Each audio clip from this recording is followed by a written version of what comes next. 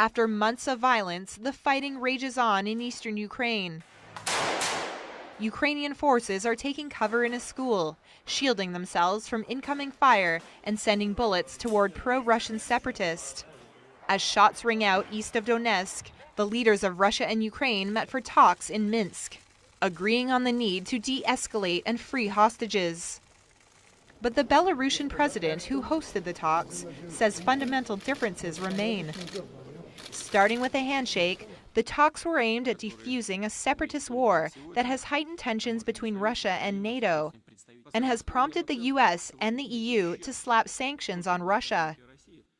President Vladimir Putin says Russia will respect a country's sovereignty, but not at their own expense.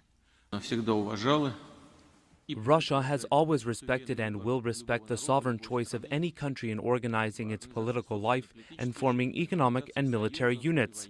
But we hope it will not damage other members of the international community and that it will not happen at our expense. Ukrainian President Petro Poroshenko demanded Russia stop supplying separatist fighters with weapons, a charge Moscow denies. We should do everything to stop supplies of military hardware and weapons to the rebels because we are deeply convinced that effective border controls are only possible with participation of the OSCE. Though talks have made some headway, eastern Ukraine is still a battleground.